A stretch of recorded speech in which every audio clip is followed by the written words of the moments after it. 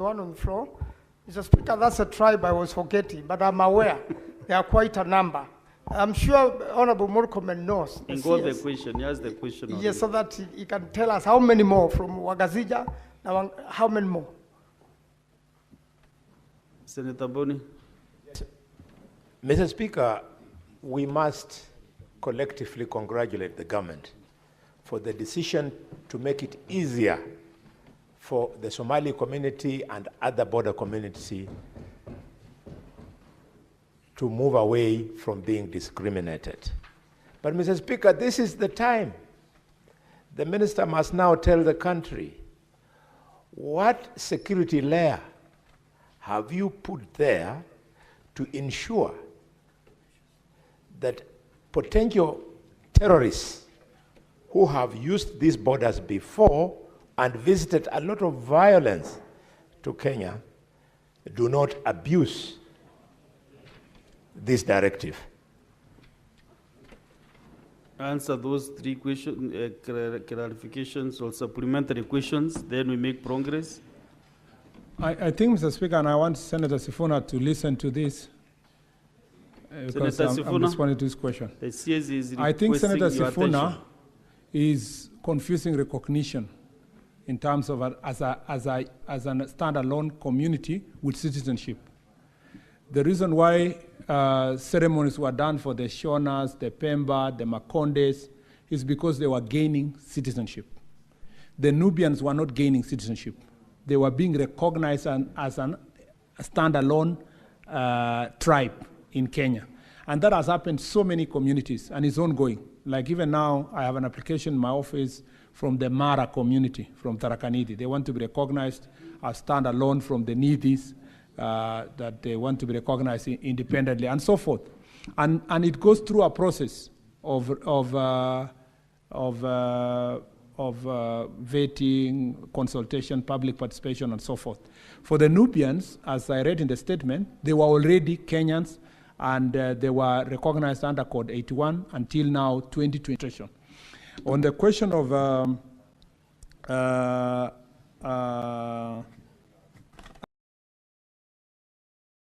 I think that was really your main concern. On the question of land, I think that's beyond my jurisdiction, unless I specifically go about it to see lands, and maybe an issue that we need to continue interrogating. And if the question was to come to us specifically, that security component, of course, we will deal with it.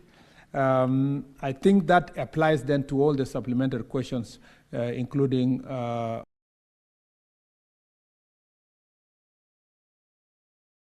from Makwiny Senator and from the Mombasa Senator, all Senator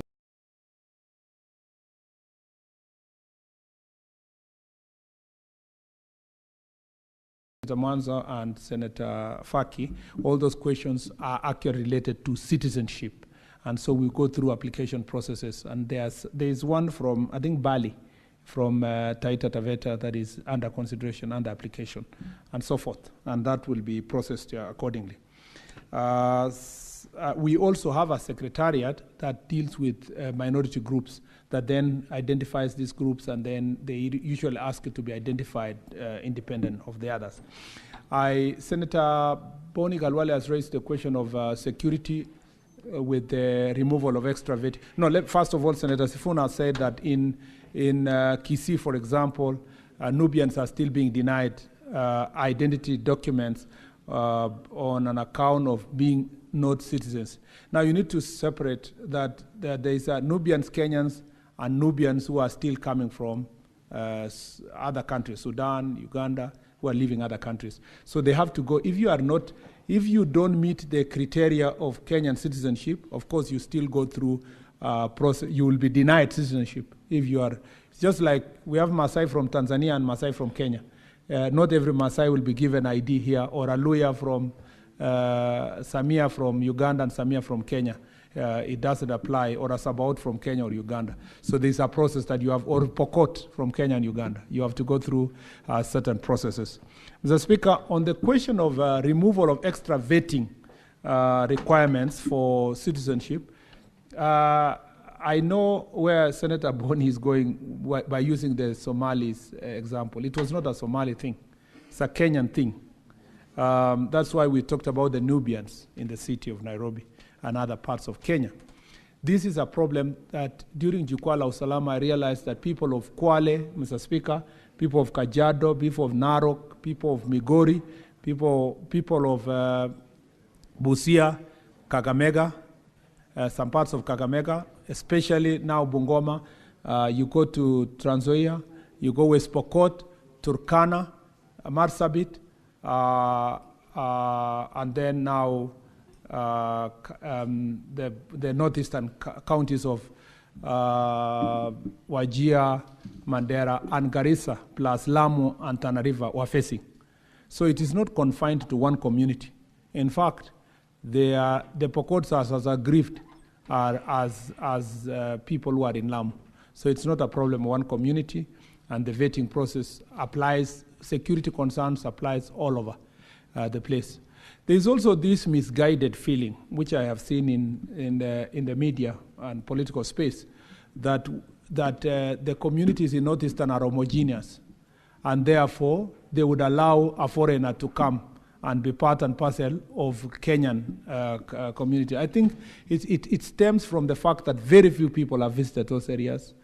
There are hardly 10 people here, not even 10. Maybe there are hardly 2, 3. Maybe Senator Mofire in his previous assignment may have worked there. But there are hardly maybe 5 people in this house who have spent a week in Nordistan, including myself. The longest I've done is 4 days.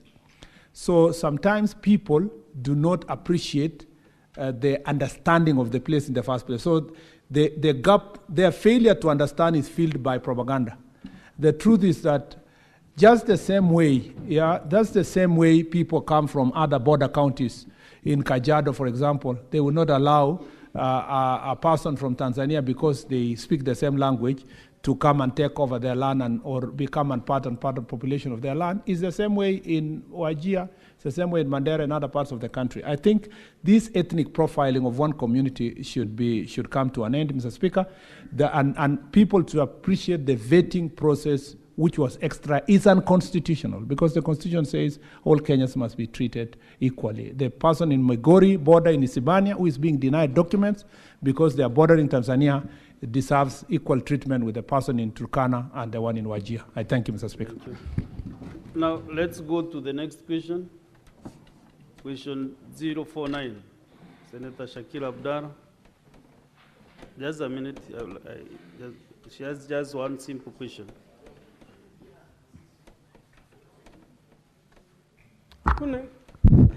Thank you, Mr. Speaker. Mr. Speaker, my question is on the ban of night travel for public service vehicles along Lamu-Wito-Garseni Road.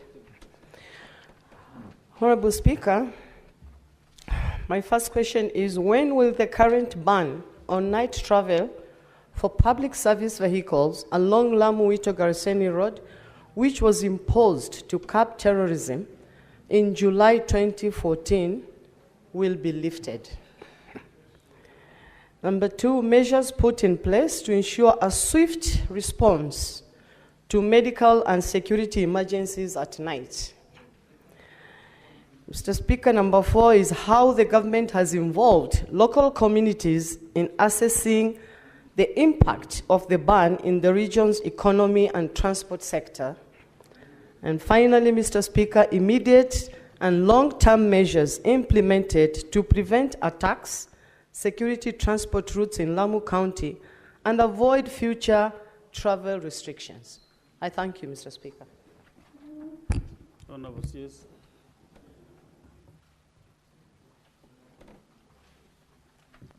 The Speaker, on part 1, the Speaker, the travel ban first imposed in July 2014 was prompted by a series of frequent terror attacks along the road targeting travelers, including passengers and vehicles transporting goods. Terror threats in the area remain significant, with the most recent incident occurring in Mangai, Lamu East, on 14th March 2025. The ban has continually been based on the evolving threat levels posed by Al-Shabaab, who remain active in the region, and once the circumstances change, the ban will be lifted. In fact, it's part 2 of the question, answers part 1, Mr. Speaker, where the senator is answering questions of emergency, especially at night. One is that security agencies have strategically positioned armored vehicles along key points on the route, ensuring rapid response to any security emergencies. In collaboration with the Lamu County government, medical response teams have also been stationed in every sub-county hospital with standby ambulance ready for immediate response. Patrols and police presence have been intensified along the roads and business centers to enhance security and vehicular movements. A multi-agency command center has been established in Lamu to facilitate swift response to any attacks. On part 3, Mr. Speaker, the ban has affected the economy of the area. The government is, however, actively working to neutralize existing threats, and efforts are underway to restore security, with the ultimate goal for recommending a lifting of the ban once the area is deemed safe. On the last part, Mr. Speaker, the following measures have been taken to enhance security in the area. Foot and mobile patrols have been intensified to ensure strong and visible security presence. Implementation of counter-violent extremism strategies to prevent radicalization and promote long-term safety. Intelligence sharing among security agencies has also been improved to enhance the effectiveness of counter-terrorism operations. Community policing is being promoted as a key tool to strengthen collaboration between security agencies and the public. Ongoing engagements between the local and religious leaders in order to facilitate timely and proactive responses to emerging security threats. I thank you, Mr. Speaker. Do you have any supplementary question, Senator Shakira?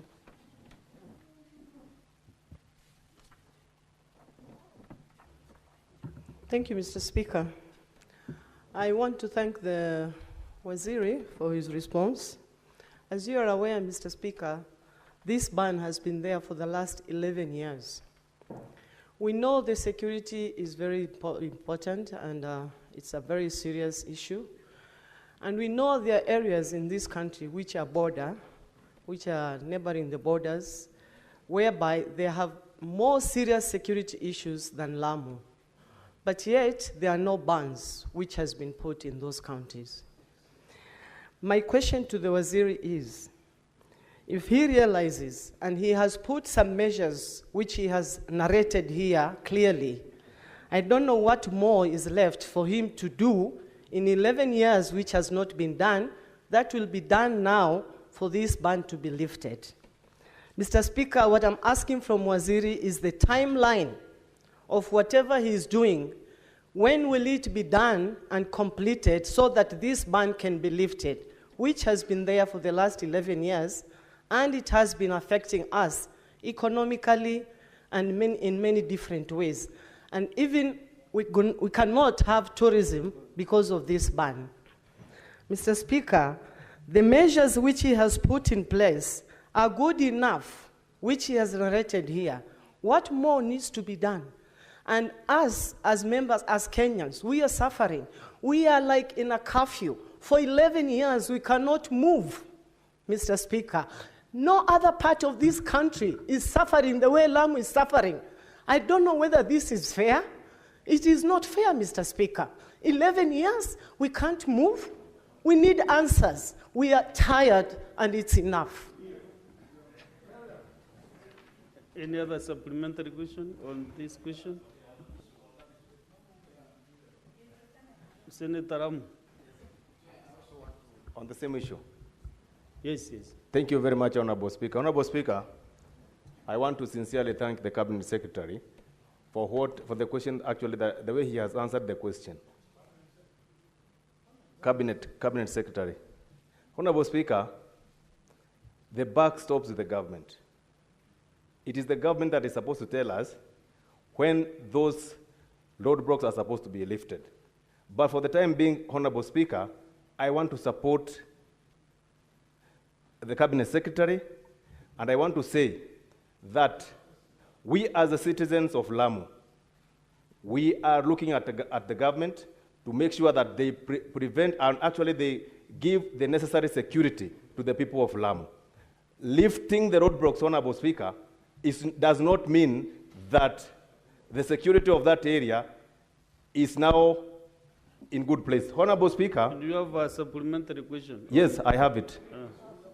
Honorable Speaker, I want to say this, that I want to repeat by saying that the buck stops with the government, and it is the government that is supposed to tell us when these roadblocks will be lifted. Honorable Speaker, I want to oppose the question by Honorable nominated Senator. Honorable Speaker, finally, Honorable Speaker. I thought you have, okay, you agree with the CS. The yes, I agree with the CS. Yes, now the supplementary question is this. So that's okay then. Okay. Now, Honorable Speaker, my supplementary question is, there is a very big problem in Lamu.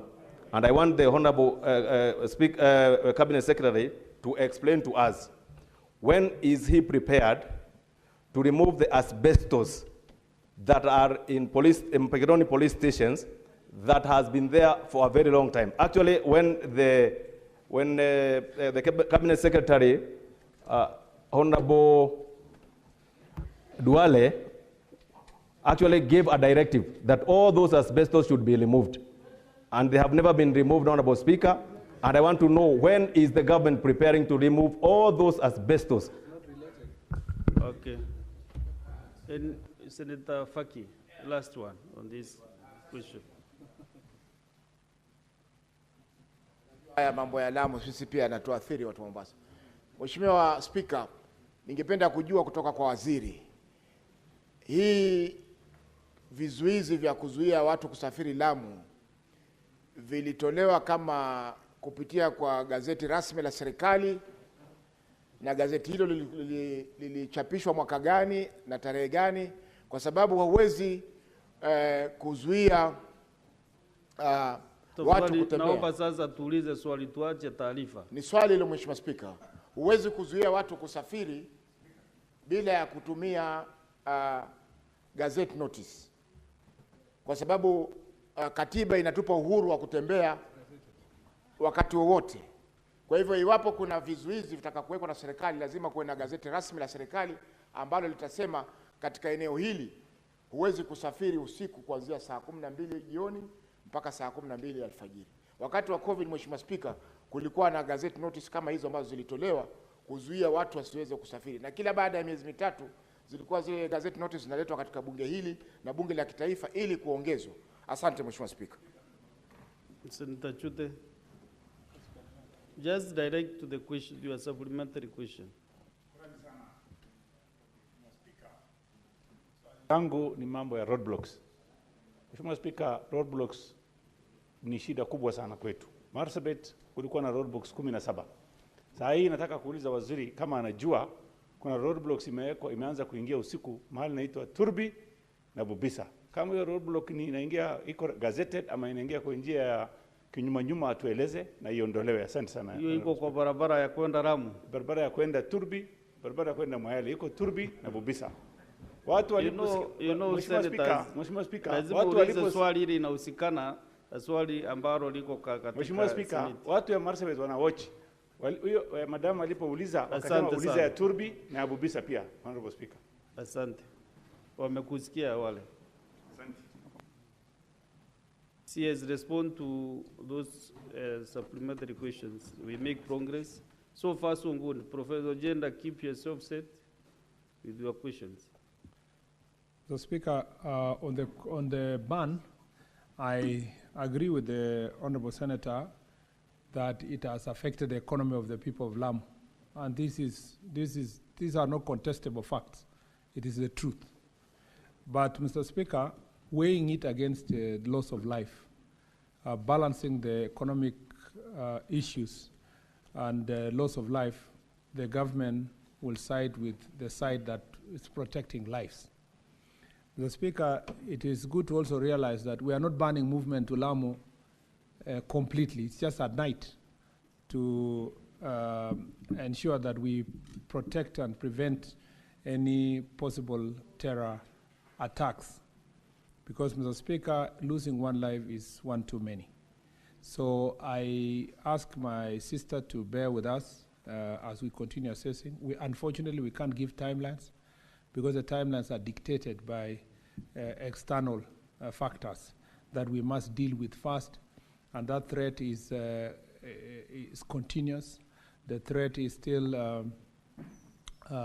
significant, and so it's important for us and for you in support of the economy of Lamu. In fact, if you were to be very deliberate in terms of your calculation, the cost of one attack of a terror outweighs 365 nights where you ban transport at night. So it is important to prevent, even for economic reasons, it's important to prevent any possibility of any attack along the road. And Mr. Speaker, we will continue assessing these issues to ensure that by the time we tell citizens to travel, we are very sure about their safety. This was already a Gazette notice that is in place. It's just that we have been extending every 3 months via Gazette notice to a continuation of the same. On the roadblocks raised by Senator Chute, I think I am sure those are operational issues. I'm sure the National Police Service from time to time review the need to have roadblocks. It's important for Senator Chute to know that for the country, because I know Senator Chute knows that we are having also a problem in the border between Marsabit and our neighbors, especially dealing with OLF and OLM. And that problem has spilled over to Interland because there is drug trafficking, there is trafficking in human trafficking, there is issues related to banditry, and there is smuggling of ammunition and guns. So if you see roadblocks around Marsabit and Isiolo, it's because of the operation that is going on between our border and our neighbors. Lastly, I think the question on asbestos is a matter of great concern. Maybe it's not related to the Gazette notice of night ban, but Mr. Speaker, it is important that this is the directive given by Ministry of Environment applies to all institutions of government, and I've seen asbestos all over the place in police stations, hospitals, schools, and I think this is a subject we can come and discuss comprehensively, Mr. Speaker, another time. I thank you. Senator Agenda, Professor.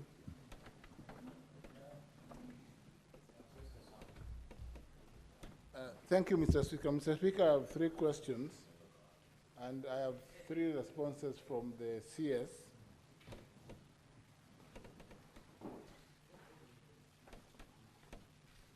Mr. Speaker, my first question number 80, just to paraphrase the questions. I start with question number 28, Mr. Speaker. In summary, could the CS or Cabinet Secretary for Interior and National Administration provide us a status update on the operationalization of Kanyakwa location in Kisumu East constituency, Obunga sub-location in Kisumu Central constituency, and Kabonyo Kanyagwal division in Nyando constituency, all in Kisumu County, and provide timelines for the full operation of the said units.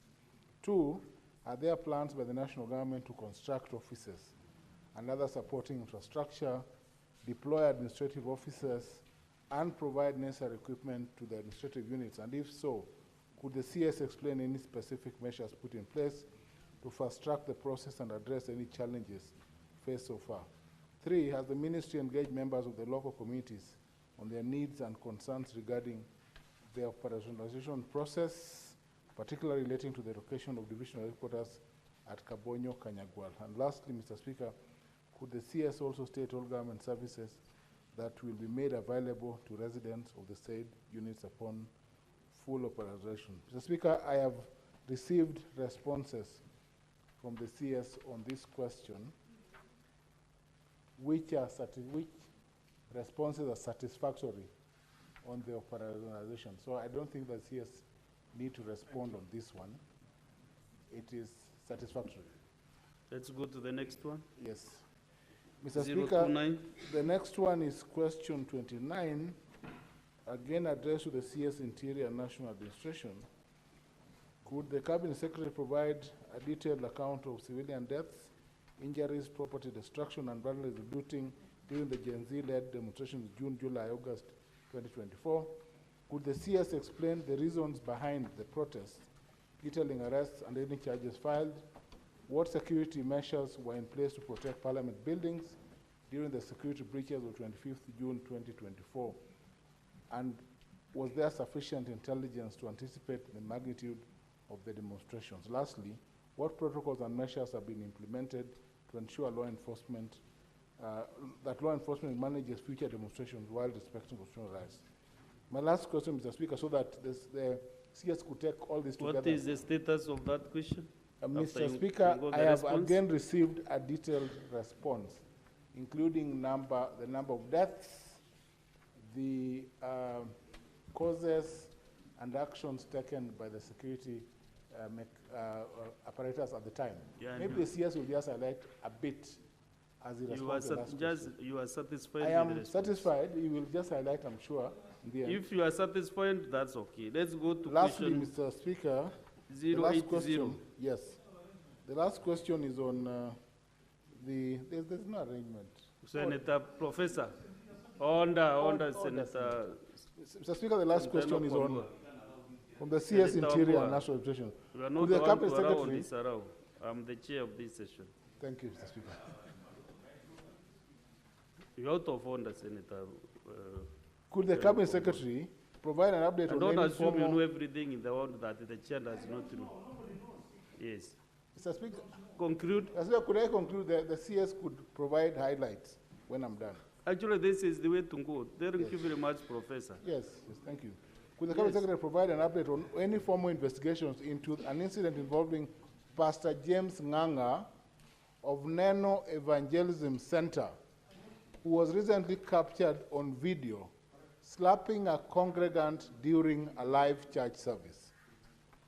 2, what existing or proposed legislative or policy interventions are available for governing the conduct of religious leaders and institutions which aim at curbing the abuse of force, public humiliation or coercion of congregants and other abuses while upholding the constitutional guarantee of freedom of religion as stipulated under Article 32 of the Constitution? Lastly, what protection exists for worshippers and whistleblowers who report incidents of abuse, violence, or exploitation within religious institutions? The Speaker, the CS can answer those questions. So that, let me give guidance. What you have said is that you are satisfied with the responses on the 3 questions, isn't it? Yes, Mr. Speaker, you could give a highlight of 2 minutes. No.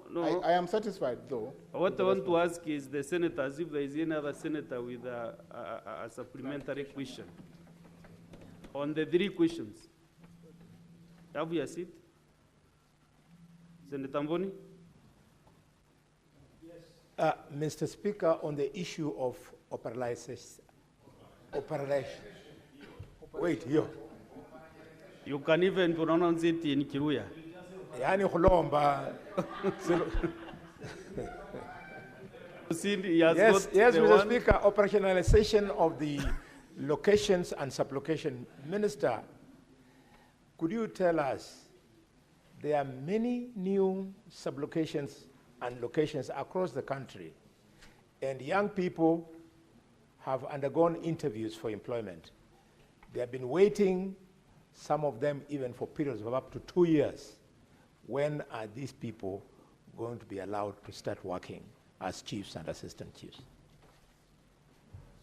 Any other member? Senator Enoch Wambua? Thank you, Speaker. Mr. Speaker, the Speaker, mine is also on that word, operationalization. It's going to open something. So, Mr. Speaker, the CS, if you will, we have a number of new sub-counties created in Kitui County, including Tharaka Gishu. And he knows I fought with him here to create that sub-county. It was created, it has been given a code, a DCC has been posted under the officers, but in terms of equipping the sub-county and the operations of the officers on the ground, including offices, vehicles for transportation. That has not happened. The Speaker, would the CS be kind enough to tell us when the vehicles and other equipment required for the smooth operations of especially the DCC for the Rigathigachagua would be done? I thank you. Honorable CS, answer those two. On to those two supplementary questions.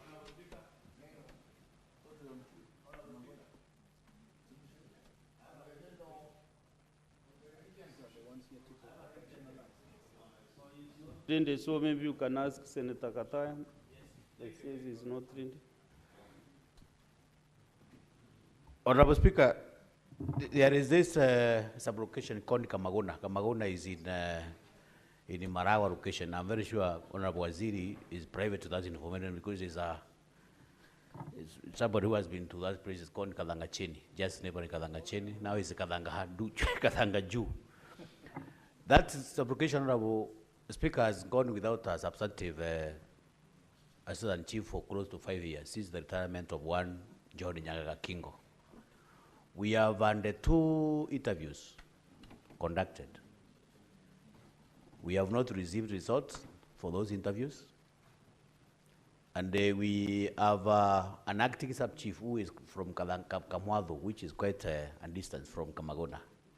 So these people have been crying for services. They have not been able to get a sub-chief close to 5 years since the retirement of John Kingo. So could the ministry, now that the minister is here, tell people of Kamagona sub-location through the senator? Senator Mofaya. Yeah, I'm asking the question. Just ask the question. I'm asking the question. I'm trying to build up the case. Not to build anything.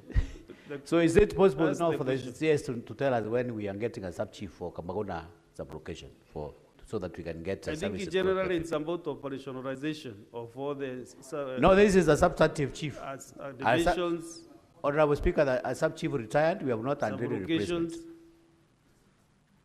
Honorable Mofaya, when the chair is trying to advise you, you sit down and quietly. So I was asking the CS to answer those questions because I can see we are really constrained with time. Because all members are asking about operationalization of a sub-location, a location, a division. Thank you, Mr. Speaker. Mr. Speaker, thank you very much. I think, first let me say that I truly appreciate the mode you have adopted, Mr. Speaker, through the understanding of the Senator of Kisumu, Senior Counsel Ojenda Tom, that, you know, when we send these questions, it's better when we just come back, we do the clarifications where there is satisfaction so that we don't keep reading and reading all of them, Mr. Speaker. And so, Mr. Speaker, on this, I think he had an issue with the Pastor Nganga. Or is it? Yeah, I think the only question I've been asked to respond to before I go to operationalization is the question relating to the slapping of somebody by someone. Mr. Speaker, it has been established that the alleged incident involving Pastor James Nganga of Neno Evangelism Center, in which he was reportedly captured slapping a congregant, occurred during night vigil prayer, otherwise known as Kesha, on the night of 18th of April 2025. The incident was neither reported at the nearest police station, Parliament, which is Parliament Police Station, nor any other station.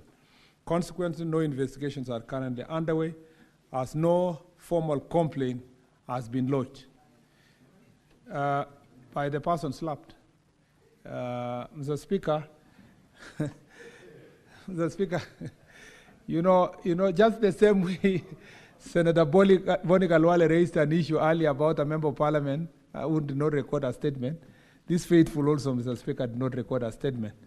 And Mr. Speaker, if I may digress just for 1 second, that we are witnessing a lot of these issues in churches and purported churches or religious centers where people are being whipped. Adults, Mr. Speaker, are being whipped.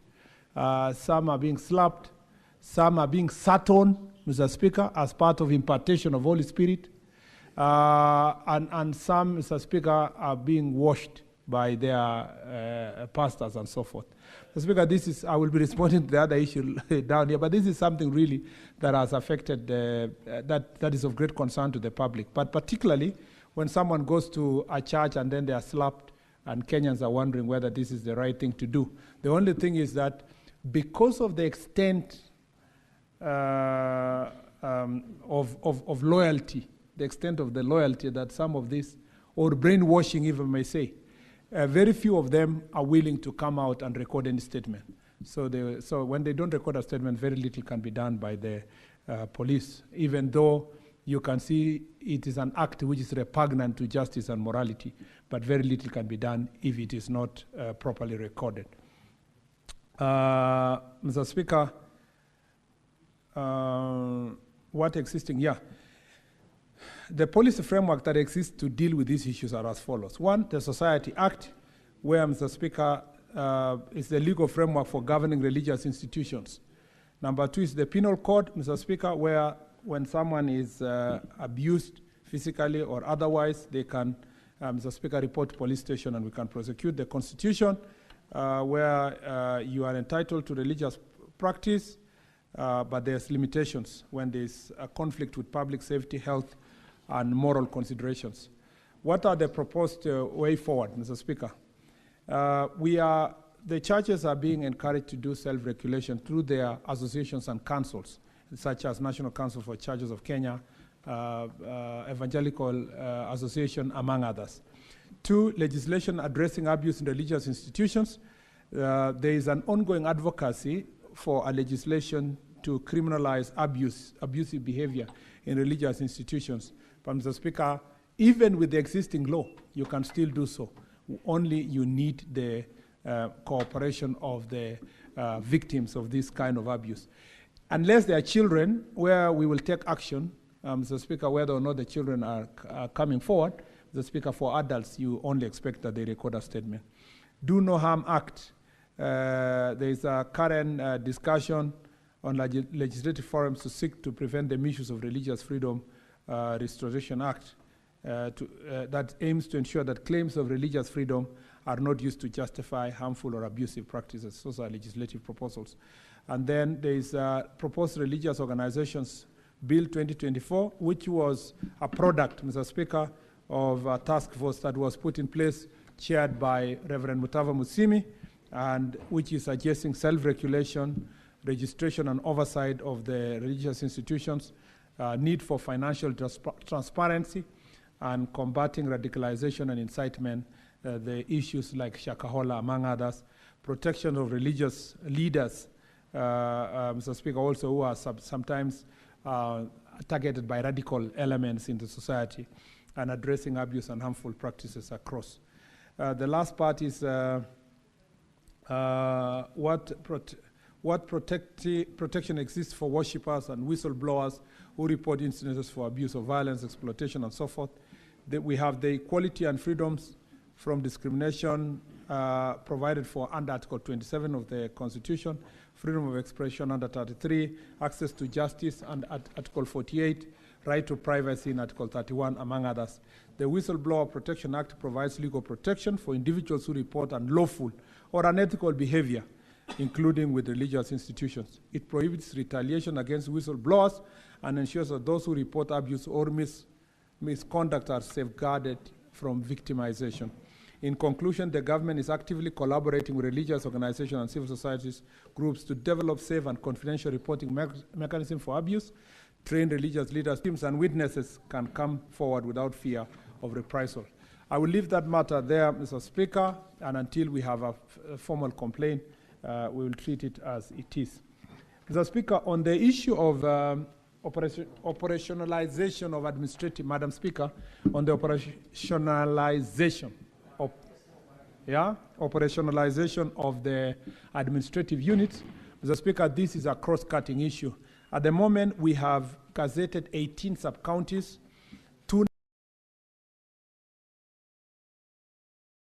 91 divisions, 1,439 locations,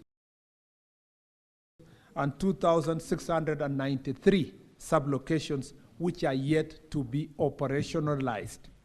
The reason being that we have budgetary constraint. Most of these institutions are gazetted because of the request, public participation, and then when you reach here, you submit the budget to Parliament.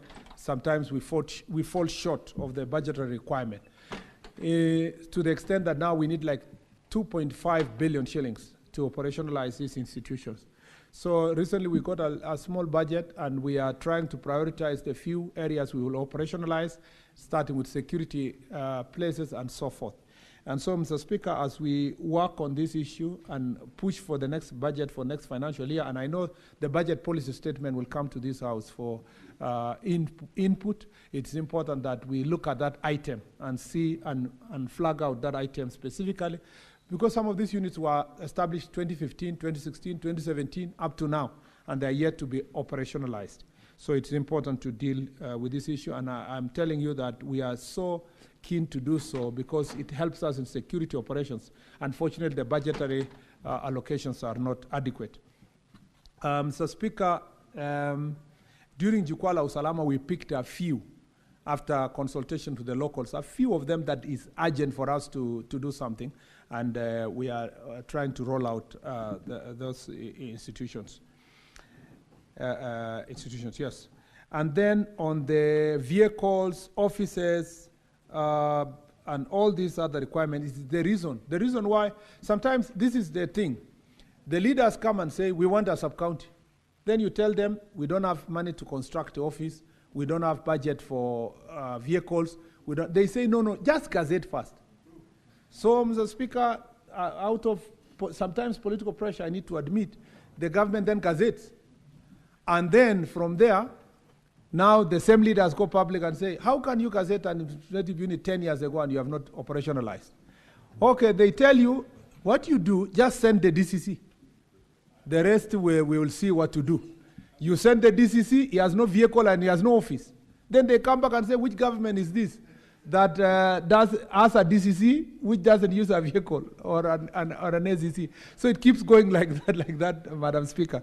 So it is important, and as you try to resist that we don't want to have these institutions, it's important to have a policy framework of establishing administrative units so that that policy framework is followed through with its own budget.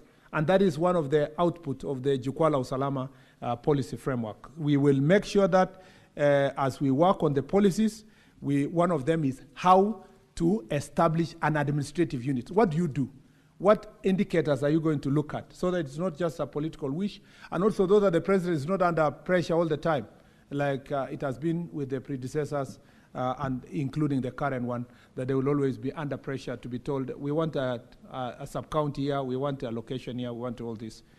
We have to have a proper policy framework, and that was one of the outputs of Jukwaa la Usalama. And as I told you, in 2 weeks or so, as we launch our report, we will make sure that that is taken care of. I think other than that, Madam Speaker, I think that those are the issues that are raised by the two. I know I didn't want to go to specifics of the location of Senator Mofaya, Senator Kalwale, and other places. I just wanted to give you the overall policy framework because I didn't come here with specific sublocation location. And as I said, as we prioritize the little money we got, about 200 million, to budget for this financial year, we will see which ones have the greatest need. And security is always at the top. And then followed by service delivery, taking services closer to the people. Thank you very much. I thought I sorted it, but if not, it will be sorted. Thank you. Thank you, Honorable CS. Because the CS has very many questions, the speaker who was on the chair before me had given a guidance on how we do the questions, so I'll call Senator Kathy Muma to read out her questions to the CS. Thank you, Honorable Speaker, CS, and welcome to the Senate once more again. CS, I have read through the answers you've given to my questions, which I will read. I have a challenge around 2 of those questions, looking at your answers. But let me read the questions first, and then I can indicate my challenges. The first question,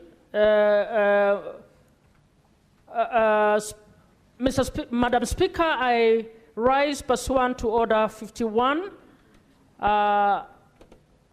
to ask the CS Interior the following questions. 1,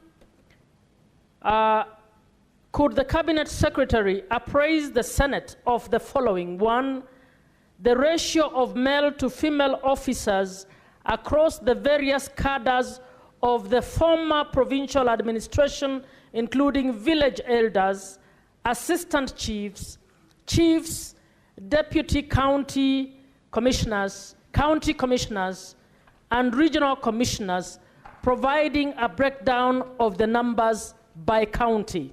Number 2, the number of male and female police officers, including their distribution across different ranks and counties. Number 3, whether the ministry has any policy or internal operational framework to guide the integration of gender in its functions, including in the provision of security, ensuring protection from all forms of violence. And 4, Senator Kathy Muma, which question are you taking? I'm reading my question. Speaker, just give me a few minutes. I will actually get back to, I will explain myself. Senator Kathy, can you give me the number of the question you are reading out to the CS? Is question number? I don't know. It is the Secretariat who actually numbers the questions. Why? Now, the reason Why I'm asking that is because I have 2 questions from you. Question number 51 and question number 121, and both of them are not related to the issues you are reading now. Do you want to stand down your question first, you clarify? Because the questions before me are different. So you might, the CS I've even been guided by, as Honorable Speaker. Can you check the order paper and see the questions that are before the House today? Question number 51 and question number 121. So that you could read out a question which the CS may not even have an answer on it, or was not coming to respond to that question today.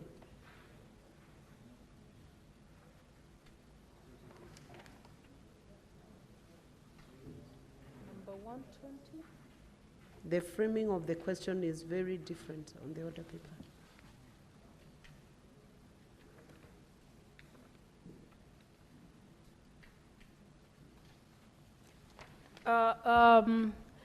I'm reading question number 51. And Speaker, allow me to explain myself. Okay, proceed with the revised and approved question as per the order paper number 51. Speaker, allow me to please state my case. Either the Secretariat or the team of the CS altered the question. That's why I'm reading the question that I actually submitted. And let me finish first, and then you can make your ruling. Senator Muma, then abandon that question for now. You sort out with the Secretariat and go to question number 121. Do your second question, then sort out. Allow me to actually state what I need to state, because I have been given answers. I've given you direction, Honorable Senator. Go to question number 121. Sort out the revised edition of approved question number 51, the one which is in my order paper.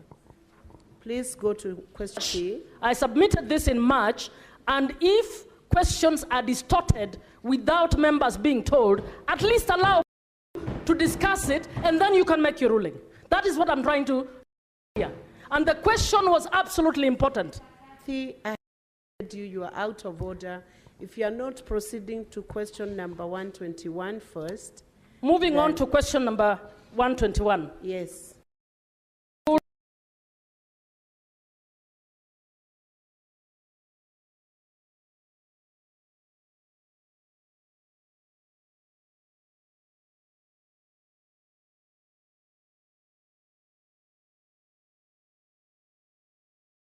Compensated by the government from 2007 to date, with particular reference to those affected during the 2007-2008 post-election violence and the 2013, 2017, 2023, and 2024 protests. Question number 2. Could the Cabinet Secretary indicate the statutory or policy framework that was used by government to effect each compensation, as well as the source of funding for the payment? Cabinet Secretary provide per county a breakdown of beneficiaries along with the details of where they were resettled. Number 4, could the Cabinet Secretary also indicate whether money from the Victim Protection Trust Fund has been used to compensate any victims of political violence and protests since the enactment of the Victim Protection Act Cap 79A in 2014? And if so, can he also provide per county the breakdown of the compensated persons along with the amounts received by each individual, and if not, explain why?